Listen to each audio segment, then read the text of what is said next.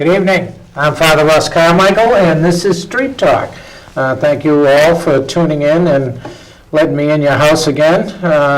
Tonight, I got a great show. We've talked about this for actually a couple of months now. With me tonight, I have Representative Tim Bowles, who's sitting to my right. I have the president of the Brain Injury Support Network, who's across from me, our favorite lady, Elaine Burns, and sitting to my left beside me, Dr. Tariq Aziz, okay, who is one of the support people for brain injury people.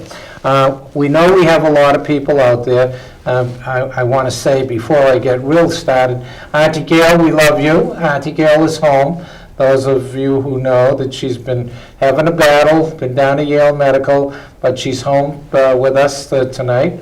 She would have wanted to be here to see Tim, but she couldn't make it. We know you're watching, Auntie, and we love you, okay? With that, I guess we're going to talk about traumatic brain injury, and I think I'm going to let you, Elaine, start off because you've been one of the longest, right, in the state to deal with we're talking about the Acquired Brain Injury Program, okay? And obviously we have Representative Bowles here to discuss situations. So I'm going to let you explain to our people, what that is. Explain to them what the ABI waiver program. Explain what it is. Okay. It is a federally and state-funded program that allows people like my son to live in the community and receive services and staffing that allows him to live in the community instead of an institution. That's it in a nutshell. It's funded in a manner that it's saving the state of Connecticut taxpayers money, because if my son, for example, was in an institution, the state of Connecticut would cover about 100%, pretty much 100% of his services, but by tapping into the federal government waiver, we can actually bring him into the community. The overall cost is less, and then the federal government pays between 50 and 80% of it. So it's a great program for my son. It's a great program for other brain injury survivors, and it's a win-win situation for the state of Connecticut and all the taxpayers. And we and I'm part of the program with you, been working all over the state for some time now, due to the fact that the program, people were talking about cutting services and stuff like that, and that's why we have another representative. We come out to be here with us tonight, and we want to tell you what's going on, and maybe a little bit about you have some awareness about what we're talking about, different than a lot of representatives. So maybe a little bit of your background would be helpful to our viewers. Yeah, just very quickly, why this gets my attention and my interest is that I started my career in state government with the Connecticut back in 1980, and the first real job I had was working as a social worker for a federal project it was a state project, but it was federally funded, called Project Find, which was for individuals in need of deinstitutionalization. And back then, as a social worker, I worked primarily up in Windham County and somewhat in the Norwich area.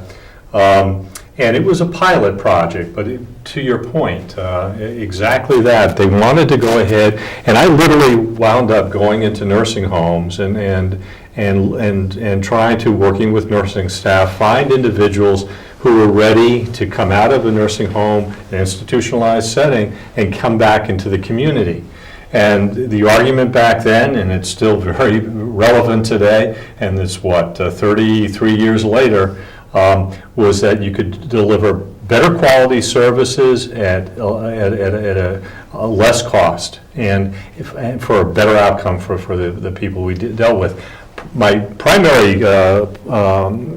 caseload was elderly, but I did have at that time, and that time we called them traumatic brain injured. It was TBI was the phrase, but I can remember working with a number of young people that through various very tragic accidents wound up in need of some care. And I ran across, parents at that time, like yourself, that really cared and had such love for their children that they wanted to make sure their children could stay at home with them.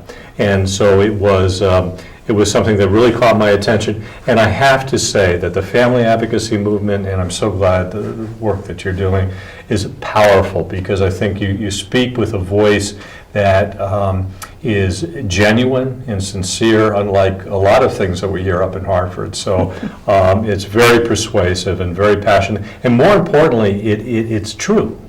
We can do this. We can do this much better, in terms of keeping people, in the community, at home, with family members, with some appropriate supports, and a big advocate. And that, which is a good segue, because now we're talking to Doc, okay? When we talk about support and everything else, Dr. Tariq Aziz, you help establish that stuff with us at home. And maybe you can tell our viewers exactly what your role is, okay? You're actually part of the team for Auntie Gail, who I was just talking about. My audience knows Auntie Gail, okay, over the years and everything else like that. So she's been on this show. So a lot of people out there know who we're talking about, okay? So maybe a little explanation. I've provided services, clinical services, on the brain injury waiver program since 2000. And actually, Elaine is actually instrumental in bringing me actually on the program.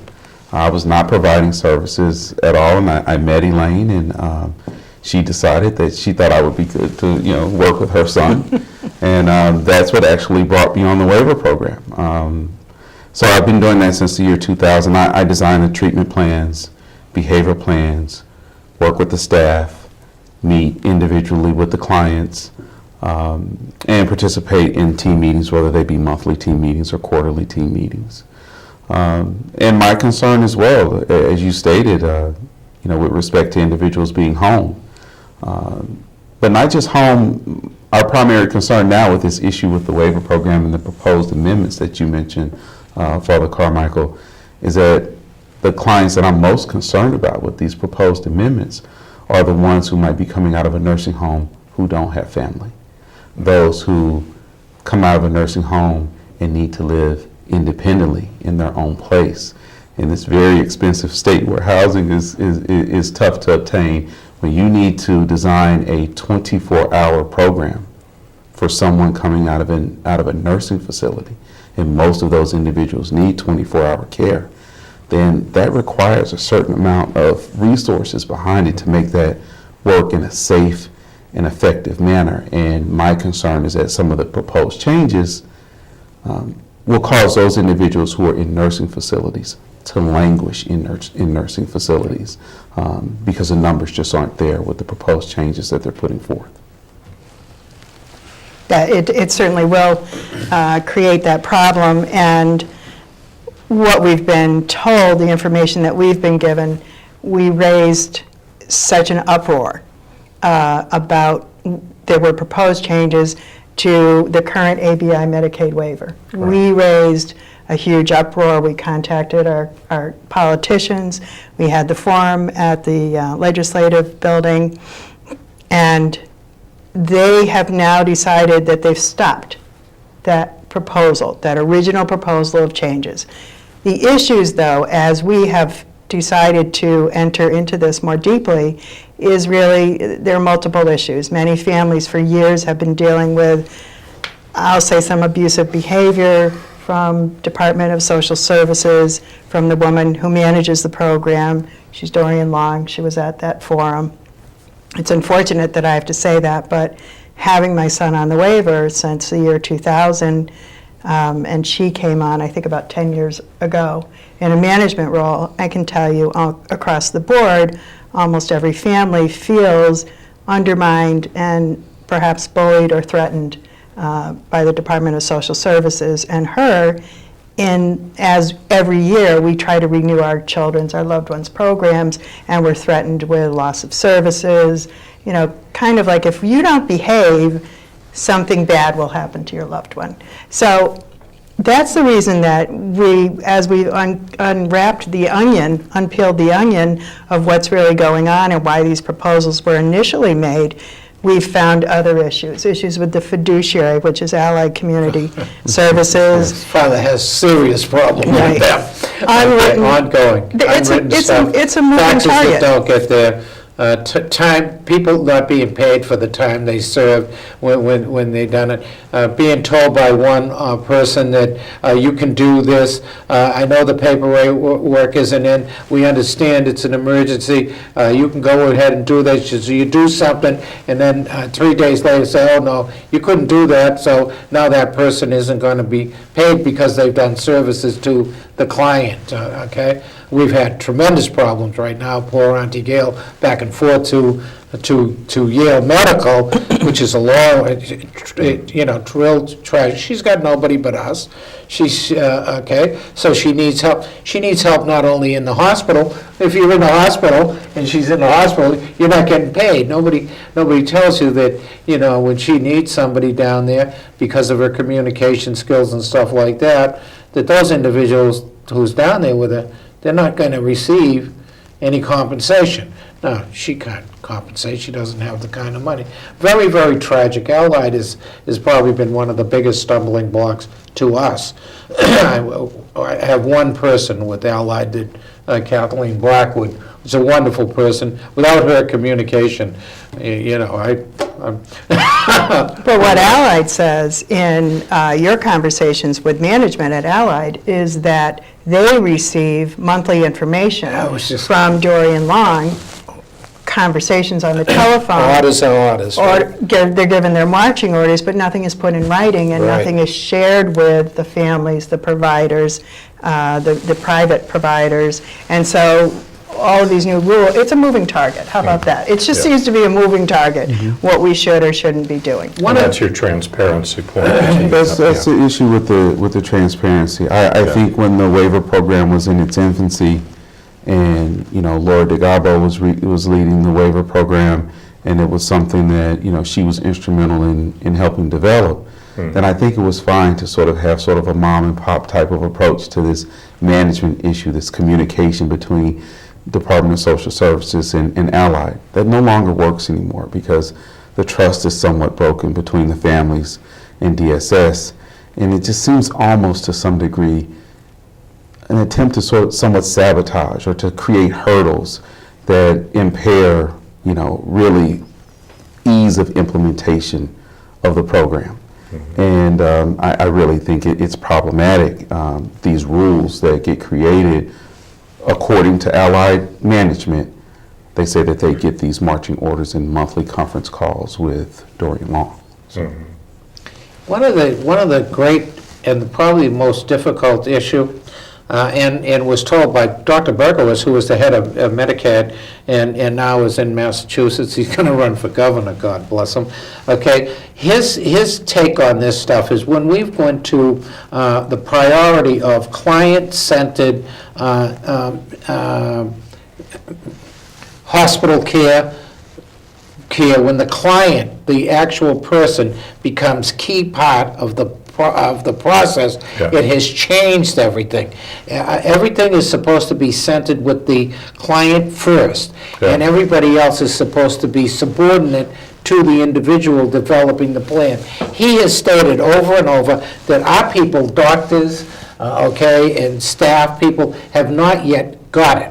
That they think that the client is something that's going to do what they tell them, and it's no longer the case. Okay, the primary then is taken out, and this is what's happening. They were developing a program for 2 years. They never notified any of the family members. Yeah. You know, And they didn't consult with the doctors. and they either. never consulted with the doctors. Right. So No, I'm a big believer. I've spent 3 years after my state service. I was retired for 1 week and then went to work under a federal contract. And was working as a behavioral health consultant for the Southeast Mental Health System of Care, which out of Learn, which is a regional educational service center. And the big thing, the systems of care, and they deal with behavioral health issues of all kinds, okay? Even mental health, substance abuse, et cetera. But it's it's a national program. Probably 48 states have systems of care. A lot of the major counties, a lot of the tribes have systems of care. But the basic tenets, the basic philosophy of this is that it needs to be client-centered, family-driven, youth-guided in appropriate cases, culturally competent and linguistically competent. Yeah, exactly. There's certain basic and community-based. Right. I mean, these are basic philosophies around how do you provide humans, and I'm a big believer. It has to get back to the family, it has to get back to the individual that's receiving the service, because you know best. Together with significant providers, you as a team, you were talking about the team approach, those are the key people that drive, that really understand the individual situations. For an outside agency or an outside, it doesn't work. So I'm a big believer in collaboration, again, in community-based, all of those kinds of philosophical underpinnings around the delivery of services to any target population, but particularly to vulnerable populations like this. So I absolutely applaud, your work, as a family member, and your work as a provider. I think it's and again, your work as a strong advocate. I'm putting it mildly, but I was just very impressed, and I don't say this all the time with that public forum, and with the passion and the ability for family advocates like yourself to be so articulate. I learned so much, from people like That's really you. nice. Yeah, Thank you. Absolutely. Having served on this program for almost 15 years now, I can tell you there's a huge difference between the social workers and the manner in which the social workers are able to assist the families back in 2000 versus now. The social workers at the start of the program when I first came on were excellent. They always had their finger on the pulse of what was going on with respect to the program. Mm-hmm. You talk to the social workers today, they have no idea. So they're not being trained? They're not being trained. It's not the social workers I'm not saying our that. social workers are wonderful. Right. You're right. But they're not informed from They're not administration, informed. from Yeah. DSS. They'll Yeah. tell you. Right. If you call them, they don't tell us anything. Yeah. We don't know what's They going don't know. on. Yeah. They have not a clue. I mean, that information stays up there in the cloud at 25 Sigourney. It just does not reach the frontline social That's workers a at problem. all. Yeah. And I think families call them, and families are, I'm hearing from social workers that families are calling them and saying, well, what's going on with the proposed amendments? The social workers don't know what to tell them. Yeah. We probably know more. Actually, yes. than I mean, people. the social workers I've talked to are learning from your organization what's going on. If it wasn't for Connecticut Brain Injury Support Network, the social workers wouldn't know what's going on. Just really interesting. Very, very different. A difference 10 years makes. And we've been begging for a seat at the table. I was just going to say. That's what we've said. We should have at least 2 seats at the table. Well, and the waiver was originally brought about because of a class action lawsuit that came about from families, and there was an organization that was sprung up, just like ours has, out of concern, out of crises, and here they are. They proposed sweeping changes to this waiver that would have absolutely destroyed the program I certainly itself. understood, and a lot of it had to do with the relationships that had been built. Right. And so they do that, and they're working on it for 2 years. They never asked. I know probably almost a huge portion of the families, as do you. Yes. I never heard of one single family member being asked their input. And also, I will tell you, the doctors, Hospital for Special Care, I know many of the doctors involved, none of the doctors were asked. No. So Department of Social Services just completely rewrites this ABI waiver that, even against all odds of them ignoring us for 10 years, not training social workers, has actually been very successful. Mm-hmm. Amazing. Yeah, and we're talking about all over the state. We're not talking about one little pocket where, gee, this only happened in this area because of economic factors or anything. We're talking about no notification from people all over the state in various stratas of economics. So we can't say, oh, gee whiz, I'm in a poor area, I'm in London, so I didn't get notified or anything else. That is not, well, we know, our social worker, we got a pretty good Right. social worker. Absolutely. She would Got a know great everything social- about it. no, Yeah. great Yeah, social worker. She's a great social worker that takes care of Auntie Gail, stuff like, in fact, we'll be meeting tomorrow, okay? Didn't have a clue, didn't know, we were way ahead of her. She's going, what's going on? And that's really tragic. I mean, that is, it should be unnecessary, and we should be at the table. That's. Well, what does at the table mean? I mean, what is, I heard you mention that, I've sort of batted that around with you. I don't know what that would look like. What would a seat at the table actually look like? Well, one of the things that I was able to do, even as a freshman legislator this year, I was chairing the Regional Entities Working Group of the Moore Commission, which is really taking a look at how do we best deliver services on a regional level. And one of the outcomes is that we're reducing council of governments. They're currently 14 to 8 statewide. Okay. I would have liked to use county boundaries. I didn't win that particular fight. But there'll be new 8 council of governments as of January 1st. We'll get the final recommendations. And one of the things that I was successful in doing is creating regional human services coordinating councils in each of these 8 regional districts throughout the state, including southeastern Connecticut.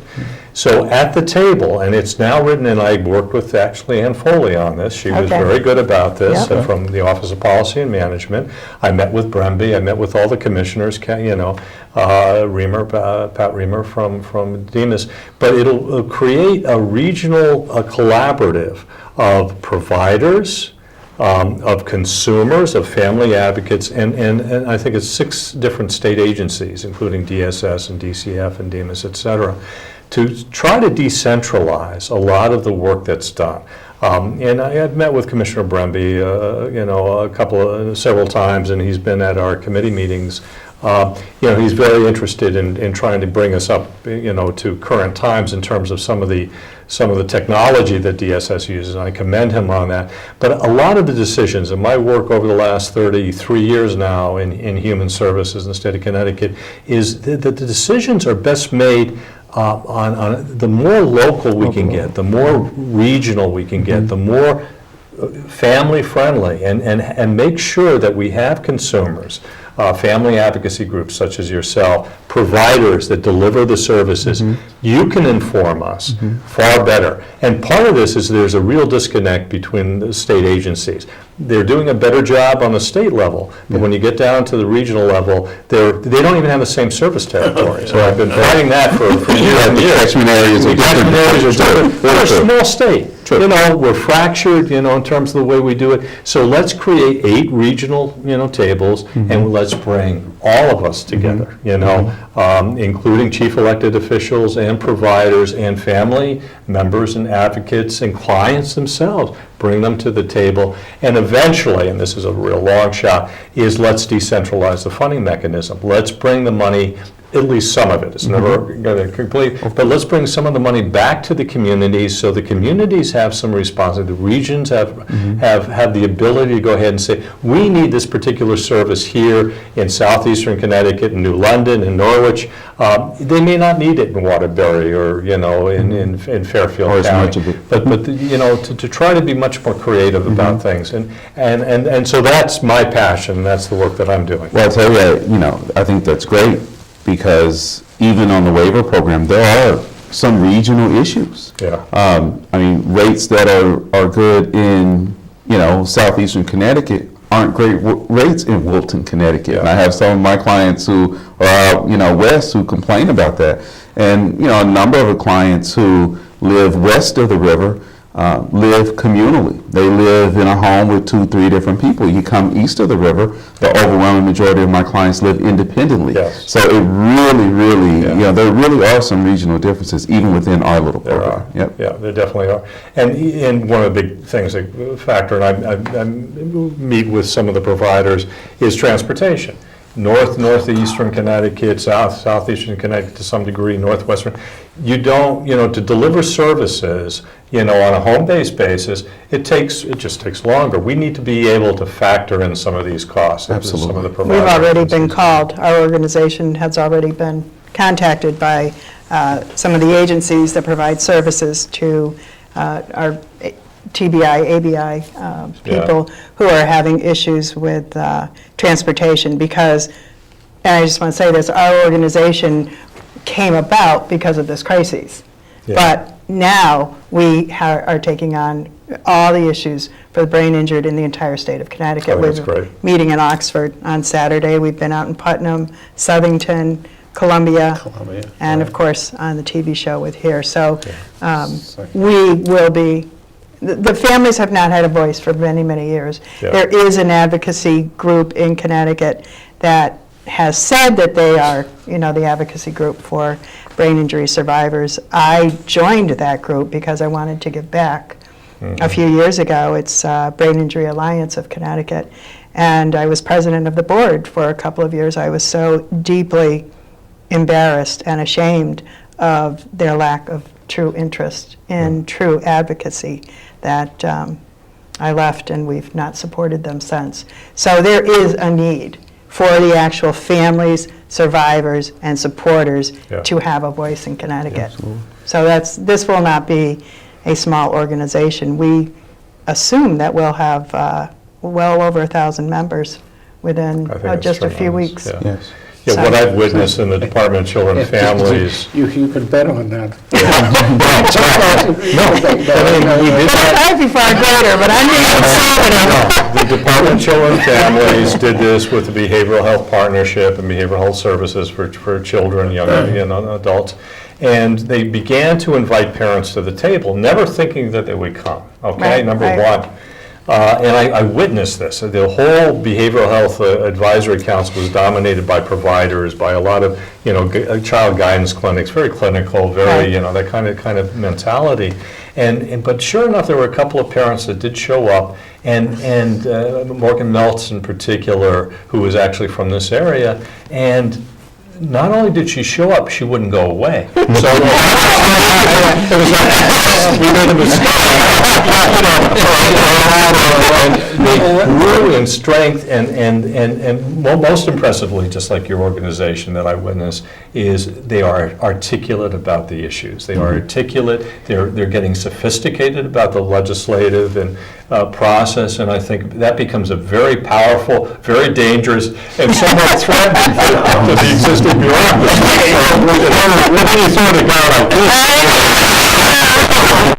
Putnam, it was, Putnam, we had family members there and it was a great meeting. It was. And Senator Don Williams came. Senator Williams was Great guy. there, a great guy, a nice And guy. who else was May Flexer? I just want to say the names so we don't ignore them. May Flexer and, all right, Gentleman was a representative from Putnam. La Valley. No, not Oh, La I Valley. can't, no. Okay, now I'm, but Yeah. there was. Danny Rivera. Danny Rivera. Thank you. Right. So there He's in were, your corner, you're doing we had all three of them were So- great. so That's each place they're meeting with the family members and everything, Yeah. they're coming out and stuff like that. Some still don't know where,